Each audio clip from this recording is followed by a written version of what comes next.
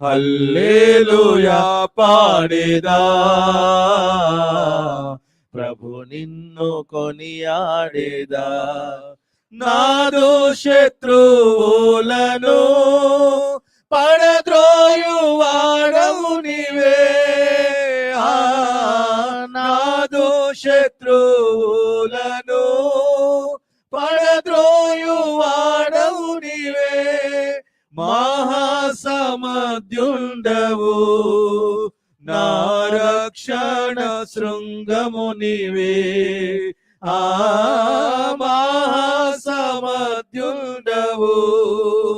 నా రక్షణ శృంగము నీవే.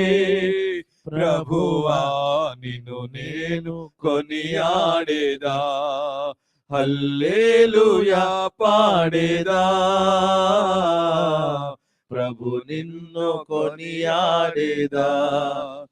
ఎందరు నిన్ను చూచిరో వారికి వెలుగు కలిగెను, ఎందరు నిన్ను చూచిరో వారికి వెలుగు కలిగెను. ప్రభువానే వెలుగొందితి, నా జీవంబు జ్యోతివి నీవే, ప్రభువానే వెలుగొందితి, నా జీవంబు జ్యోతివి నీవే. ప్రభువా నిన్ను నేను కొనియాడేదా, హల్లెలూయా పాడేదా, ప్రభు నిన్ను కొనియాడేదా.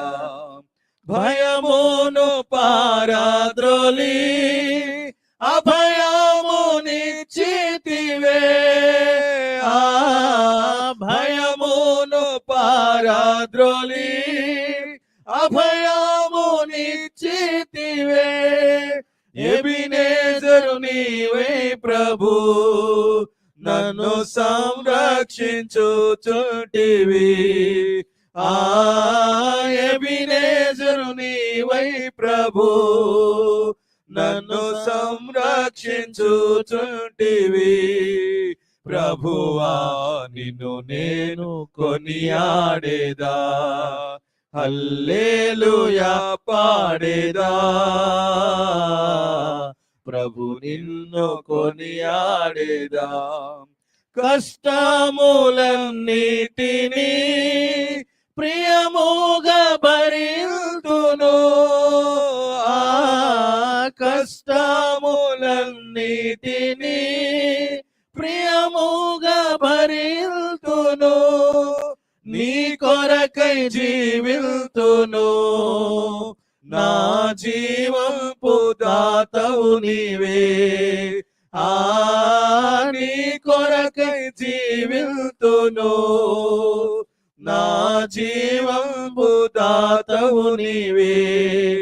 ప్రభువా నిన్ను నేను కొనియాడేదా, హల్లెలూయా పాడేదా, ప్రభు నిన్ను కొనియాడేదా. ఈ జీవిత యాత్రలో ఏమి సంభవించినా,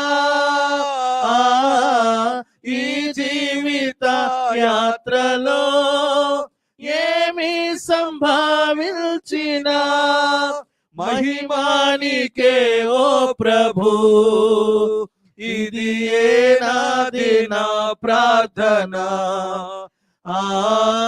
మహిమానికే ఓ ప్రభు, ఇది నాది నా ప్రార్థన. ప్రభువా నిన్ను నేను కొనియాడేదా, హల్లెలూయా పాడేదా,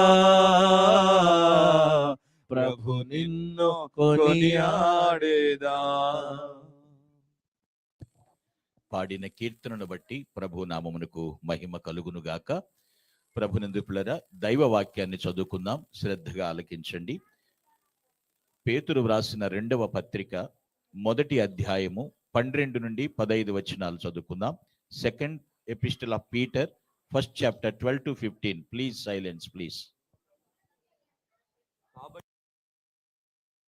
సంగతులను తెలుసుకొని మీరంగీకరించిన సత్యమునందు స్థిరపరచబడి ఉన్నను వీటిని గూర్చి ఎల్లప్పుడూ మీకు జ్ఞాపకము చేయుటకు సిద్ధముగా ఉన్నాను.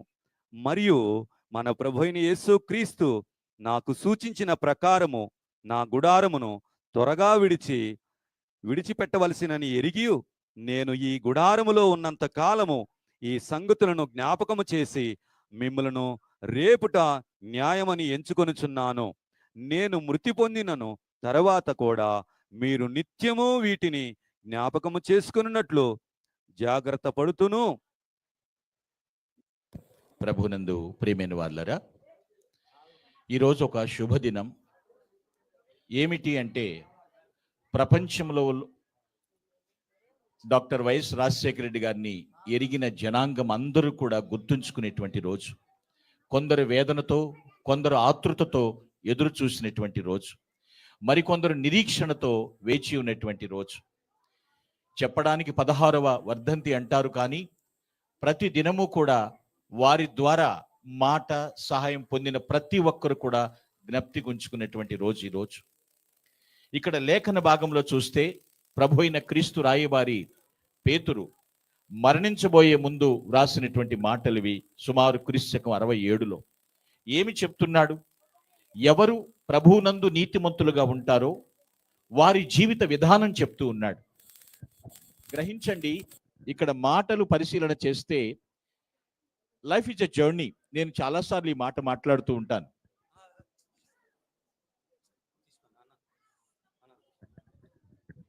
Life is a journey, life is a battle also. జీవితం అనేటువంటి విషయంలో ఆలోచన చేస్తే ప్రభువునందున్న ప్రజలకు మరణం మీద విజయం ఉన్నది. అది ఖచ్చితం, తథ్యం. దాన్ని ఎవరూ మార్చలేరు. ప్రభువుని రక్షకునిగా విశ్వసించిన వారికి విజయం ఉన్నది.